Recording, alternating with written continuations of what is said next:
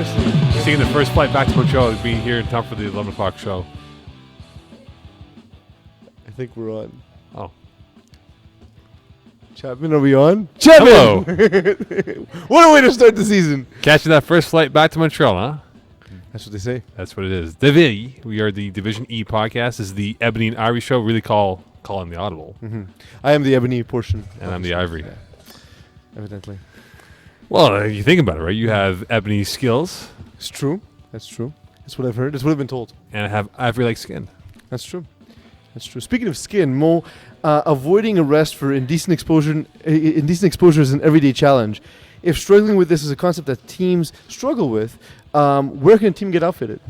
Sportiera Cage. We are live here from Sportiera, home of the 2016 podcast. You get your uniforms, shirts, and shorts from the Sportiera. Go online. Sportiera, of course, is your official home, the official sponsor. As you see to my left, PZ's right, Sportiera, proud sponsor of the 2016 FPS spring season. You're wearing Sportiera gear yourself. I am, absolutely. So I'm avoiding indecent exposure. That's the idea. Sure thing, Ivory. Or Ebony. All right, let's talk about Division E. This is the division that is the bottom of the bottom, and when it comes to teams coming in for the first time in FPS, some are new, some are a melange of teams from the winter season combining as one force here. And some are just returning teams. Yeah, some are returning teams, which we'll get to in this podcast. Of course, we'll get to all the teams throughout the course of this podcast with PZ and I. We will dissect teams' pluses and minus points. We're not here to bash on players. Maybe PZ is. I'm not. We'll see. We'll see how it goes. It also depends on my day. Yeah, it's true. I had a pretty rough one, so I apologize. You were pretty rough on the backup to the Eagle, the Robin. Yeah, Chapman at master control. Yes, Eagle is in Mexico. Ironically enough, isn't the Mexican flag an eagle? I would imagine so. I believe so. I think so. All right, let's talk about Division Can we E. get someone to do that research? Is the Stat- Mexican flag an eagle? Yeah, is the Mexican Yes. flag? Is it?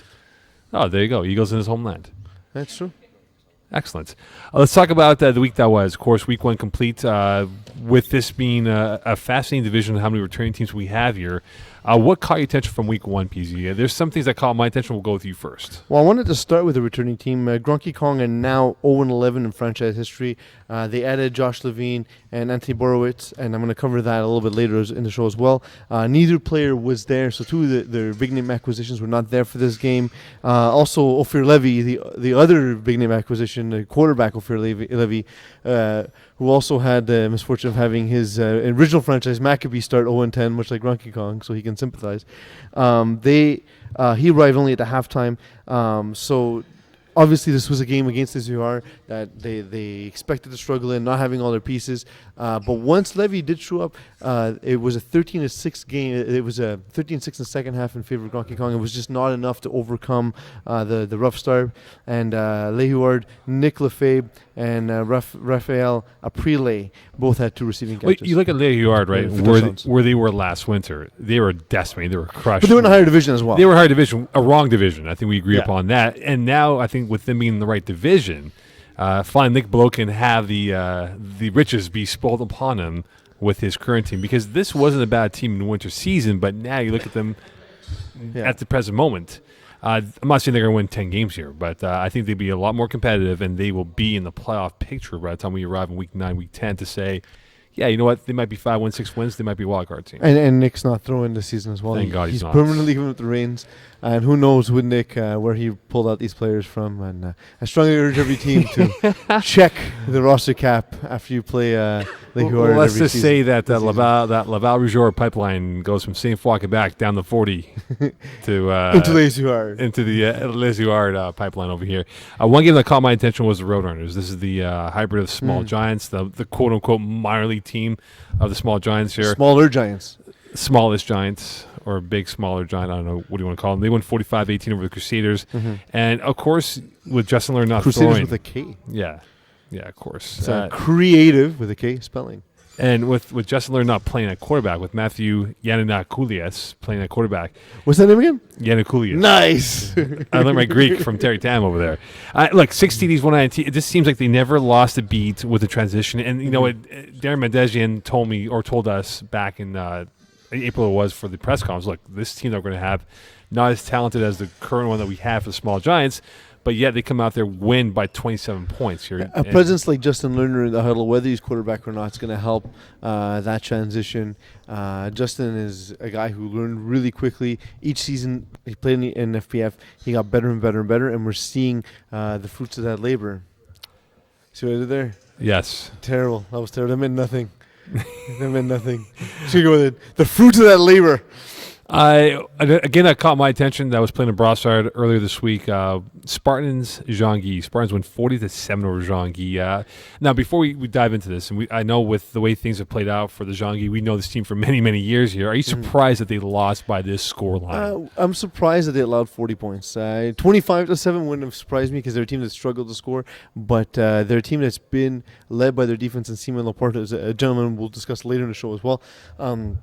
But their defense has always been strong. To see them struggle defensively early on is surprising. To give up 40 points, though, week one. That's bizarre. It's a bit of a red flag.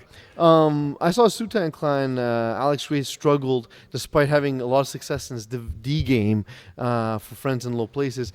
Sutan Clan lost to Trinity 26-2. The score at the half was 8-2. The two points on that scoreboard were both safeties. It was rough, but STC Sutan Clan did march down the field. They just couldn't convert in the red zone, so that's pretty common for new teams. Trinity's defense really shined, and they had some good communication, but really it was the rusher Benjamin Donstro Leclerc had 3 sacks and many forced throws in this game, so he's the cornerstone of that team. They might have the most vowels in their names for Trinity. Trinity? Yeah, it's up there. It's up there. You look at Sutan Clan, and this is a team that has FPF experience. I mean, whether you look at Alex Gray, who does play in a hard division, he's never thrown before. No, he has never thrown, and that's his key, first though. attempts were in week 1 of this season. Right, and it's tough though, right? Because if you're a new quarterback in Division E, you just imagine being a quarterback in Division 1, Division 2. The balls are flying. A newbie. Balls are flying. Balls are flying. Yes, plenty balls of are balls. flying. Big balls, small balls. How punny. Sticky balls, you never know, right? Yeah. But for a guy like Alex Ray, I mean, obviously he will improve, but it's going to take time. And I think for Sutan Clan and what they have to be, they have to remain patient with him if they believe he's going to be their guy. And look, he did well for the most part. He moved the ball. It just, like I said, red zone is tough for new teams. And once he gets the hang of it, once he gets the spacing right, he gets some touch on his balls. See what I did there? Once he gets some touch on his balls, they'll be tight spirals. Yep. Tight and touch, baby. Tight and touch. Tigers. I know we'll talk about them more in depth here. They win 26-24 with Face Jazz. Now, this is the Circa Tigers of 2015 it was when they first came out. I remember this team, the PZ. It was Brossard that they played in, and these guys were disorganized. They walked in like 5 minutes late to the game, not really realizing what was going on, and they lost by 6 that week 1. Now, fast forward to today. This is almost the exact same team what they were in that winter season, and they win by 2. Raul Mohan is now improving as a quarterback, 4 TDs this time around. And week by week, he's been able to use his talent. And you look at the Greenwich boys that they have there. I mean, you have Jameel Greenwich, who's fantastic. I think he's one of the game breakers for this team here. Akeem Gordon, keep an eye out for him, 2 TDs last week. Now, for Tigers, I think this is a great win for them. And if they can be more consistent, that's been their knock, Peasy. They are not consistent enough to say, we are going to be a playoff threat as we move deeper. And remember what happened with their playoff faux pas where they had a legal player play and for them. that player was Jameel Greenwich. So exactly. Glad to see him on the team, on the roster full time from week 1. Jameel, make sure you get at least 4 more games in. 5 in total, or 5 plus for that matter. But for Face Jazz, though, Eddie Russo, we know him very well. I mean, he's been in this league for many moons now. 3 TDs, 2 INTs, and we'll talk about the quarterbacks. Here he makes a mean sandwich. Packs that tuna tight. Tight spirals, huh? You know it. I know. But look, they're not a bad team at all, Face Jazz. They are going to be a team that I think will be up there. And I believe they will go to the playoffs because with the amount of FPF experience they have in this team, there's no way they can be an 0-10 team or 2-win team or 3-win team at worst. Agreed. It's week 1. Week 1 doesn't mean a lot in the grand scheme of things. If you're going to take a stupid loss, might as well do it in the first week. That's where you start to get your communication together. Your defense starts to come together. And as the season gets on, we'll see Face Jazz being more and more competitive. Anything else that caught your attention? That was it. Those are the 2 games that I caught. Key stat from this week. 10 games were decided by 2 scores or more. Do you fear this will be a repetitive thing here? Because like Divi, of course, we talk about the cap, right, and what impact it has on the higher divisions. We see it now, but a division like E, does this really make it worse that we could have more of these blowouts throughout the course of the season? Usually that is the case. In Div E, there's a divide between the best and the worst teams, and that gulf tends to grow throughout the season because the good teams get better, and the bad teams, it's not even, a lot of times it's not that they lack talent, they just don't know why they're bad, so they don't know how to improve, while the good teams get better and better and So we better. need Division F then. Let's do it. You know what? We're getting there. We're getting there because Division E is a huge division this season. Good teams start to click, and they work on their timing and defensive communications. And then there's also this other concept that I refer to as Campana's creepy playpen. This is the teams stuck in the division who aren't good enough to improve and just sort of hang around the middle. We see teams come back to this division. Do you dare to name season. drop any of those teams? I will actually, and we're going to look at the returning teams next. One example, by the way, and we're going to talk about it in the next segment as well, is Jean-Guy.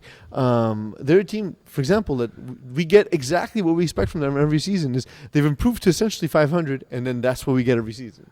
Tees and Beer, they improved to 500, and that's what we get every season. We'll talk about that now. Returning teams. So that's a professional segue. Nice segue over there. Take some notes.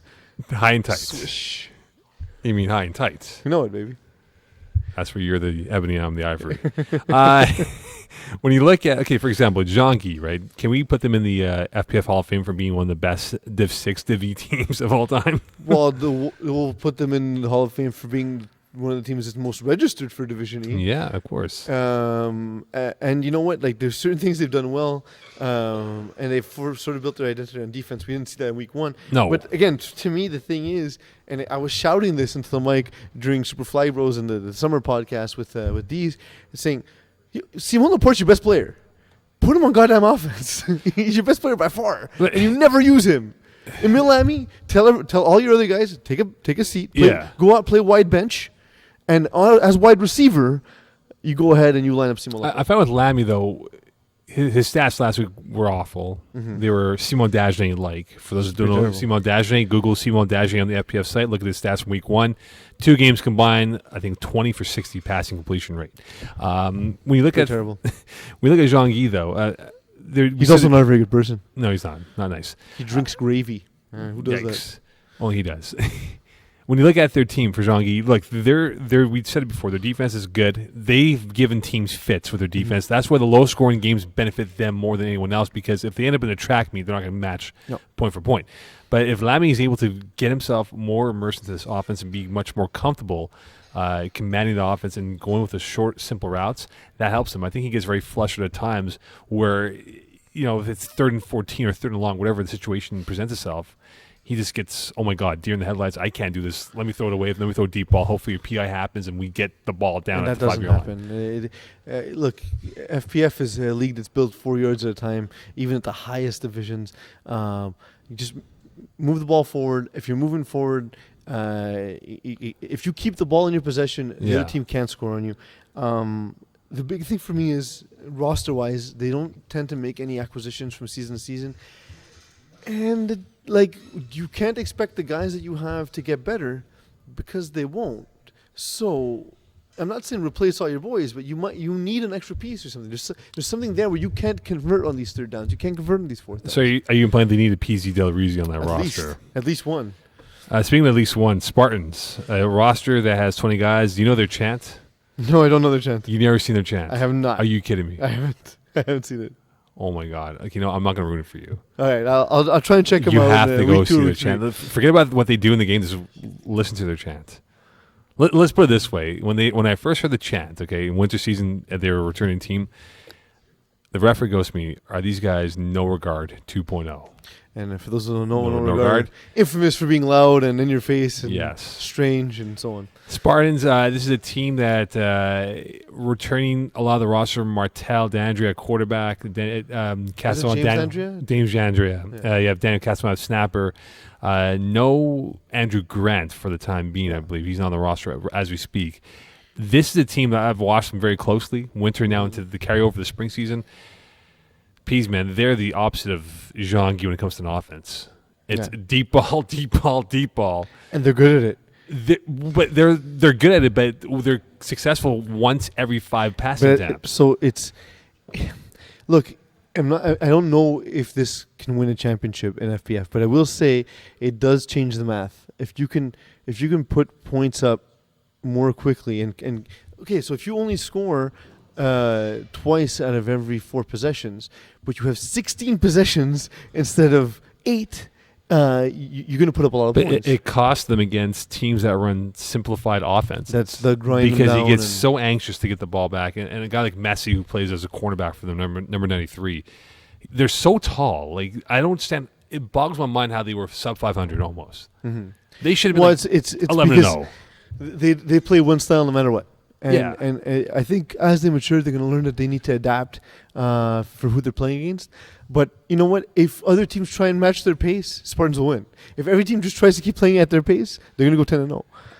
Jungi, like you said, they were putting up deep balls. Why? The Spartans are inviting you to do it because that's what they want you to do, so they can then get the ball back and do the same thing to you. Okay, promise me before we go to the promise next team, when the Spartans do their chant, you will join in on the chant. I will, absolutely. Who are you talking to? Can we periscope the chant, please? That'd be awesome. We'll get Oh my Prison god! I Campaign to cannot believe you've not periscope it. seen the chant yet. You're I gonna be like, haven't. "What the hell? This is so amazing."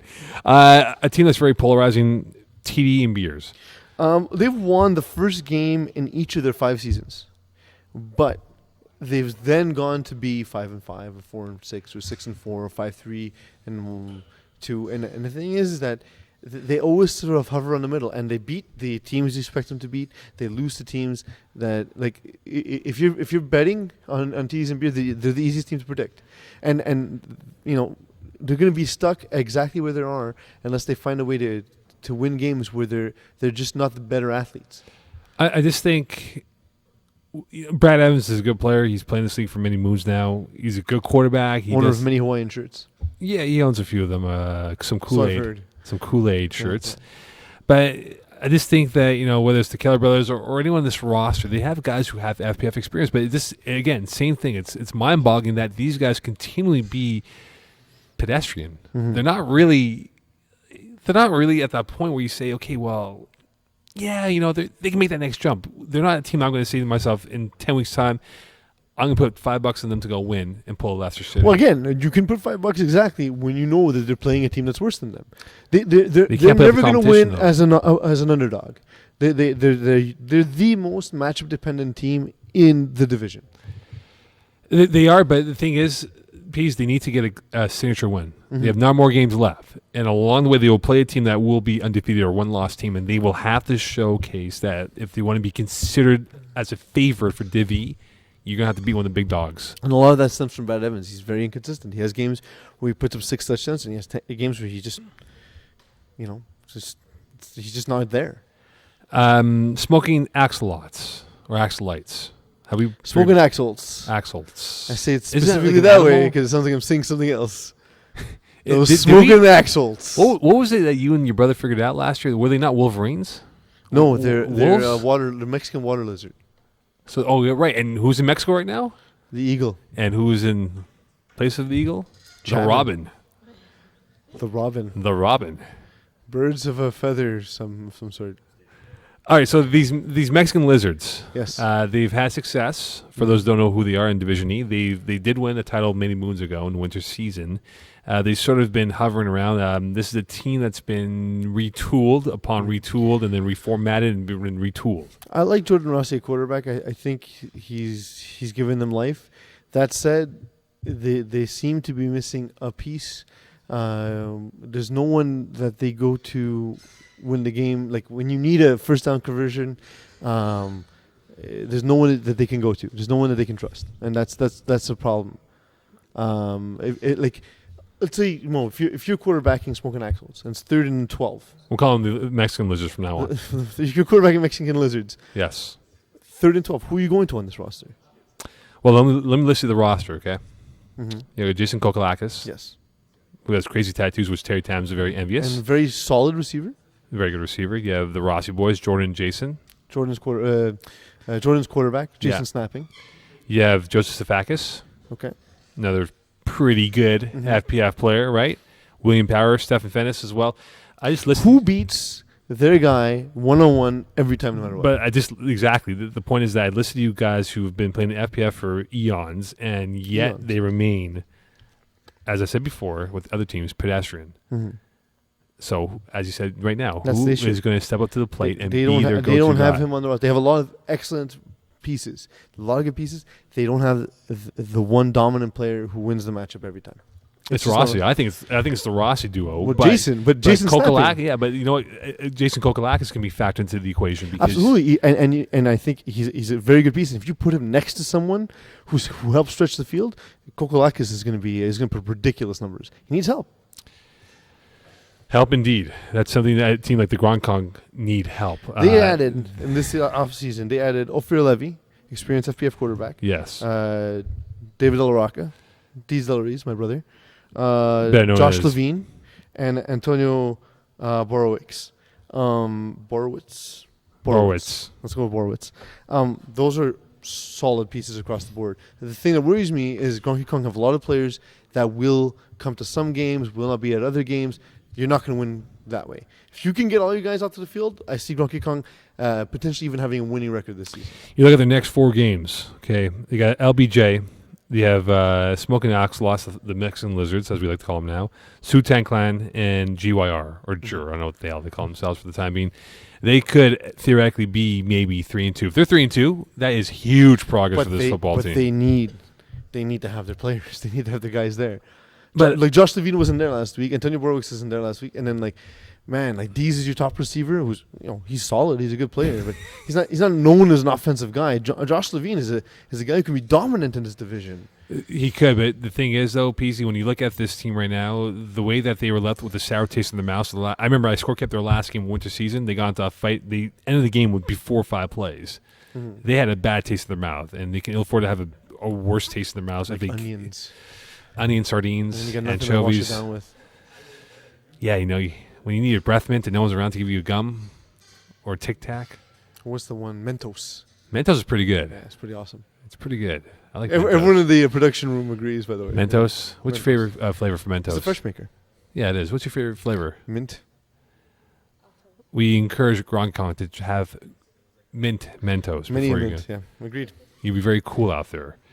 Any other teams? Like when you look at these teams right now, we listen to most of them, right? For returning teams, who needs instant success to solidify their run this year?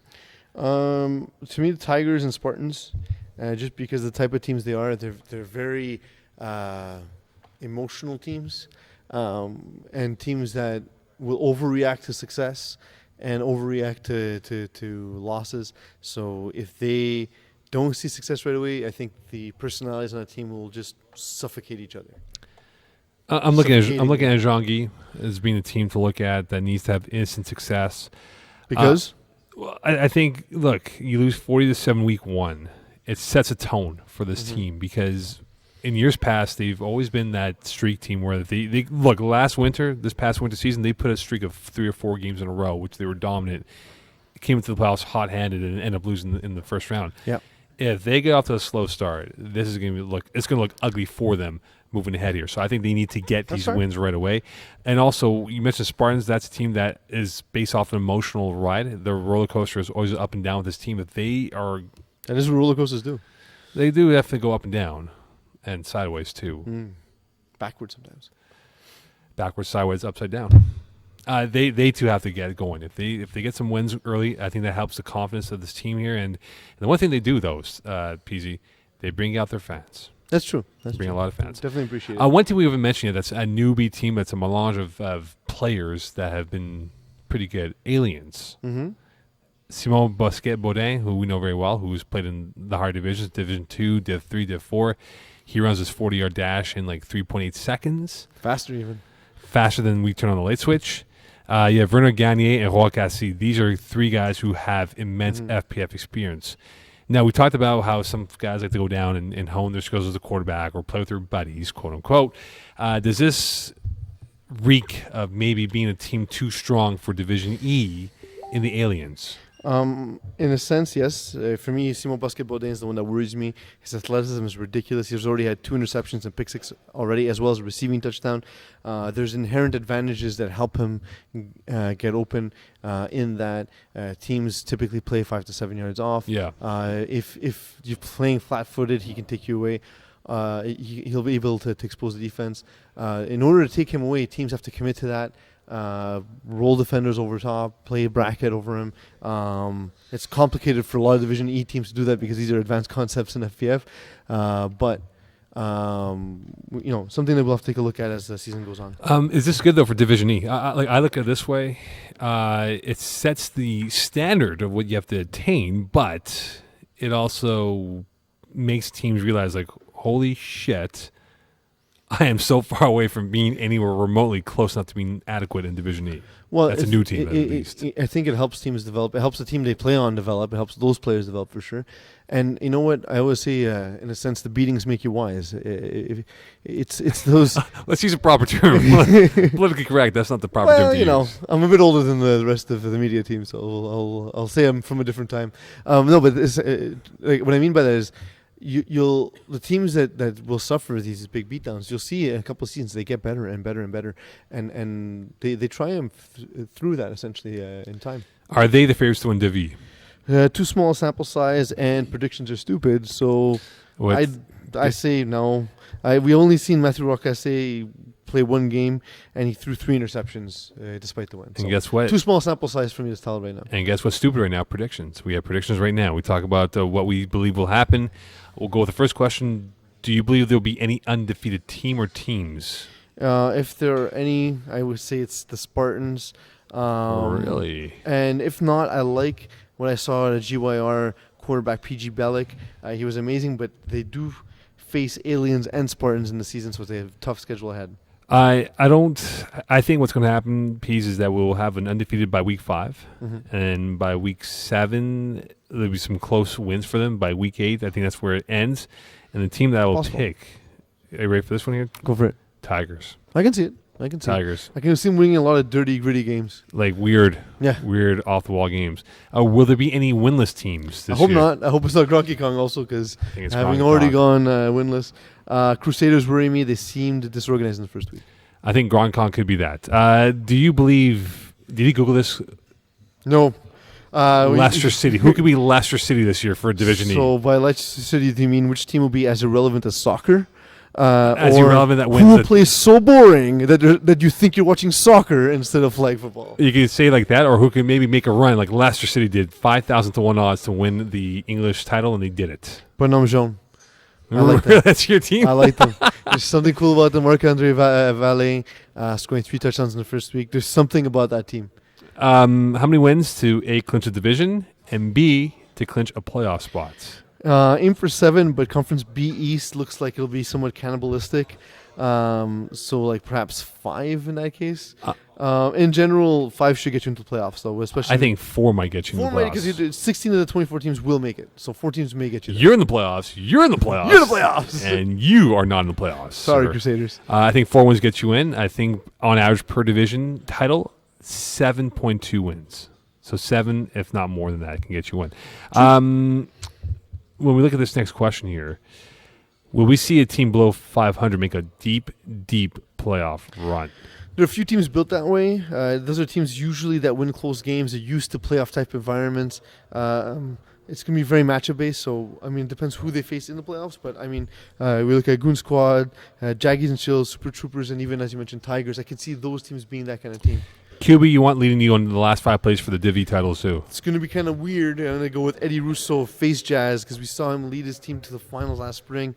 Despite having a terrible game in the finals, look, we saw him come in as a backup quarterback, lead his team to the finals with no one expecting. Backing up Jonah Cohen at the time. Absolutely.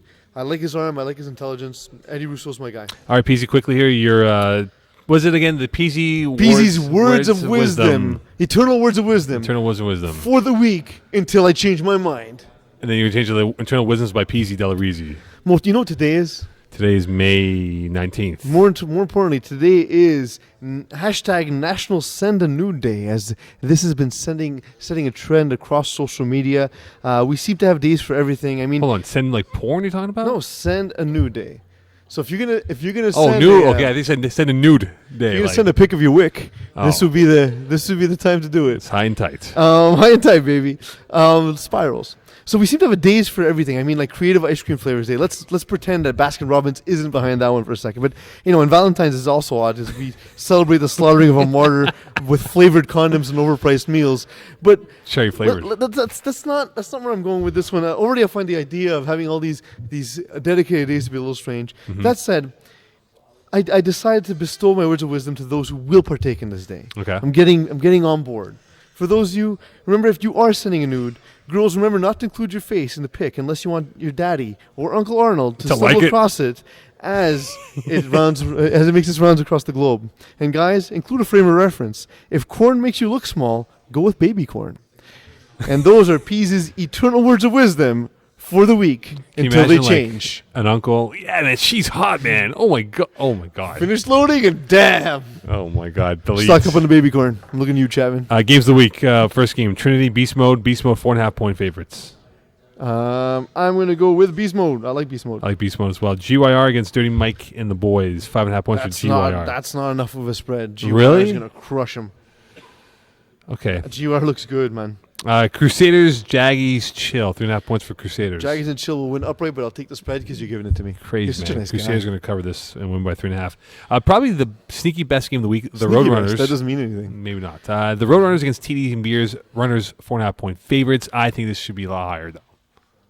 Yeah, Roadrunners. I don't know who set this. Lachine did. Lachine did it? Lachine, not Brassard. Spread points. Lachine head. I'm going to go with Roadrunners. I believe that the Runners will win. I think they win by double digits, like 12.5 points.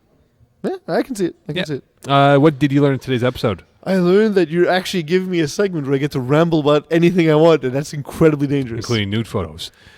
Robin? Starting with nude photos. You learned anything today, Robin? Nothing. He's telling me to get off air. Okay, so that's it for Ebony and Ivory. He is Ebony, I am Ivory. Really calling the audible. We'll be back next week. We'll definitely dive into more storylines of Division E as we get more immersed into this division.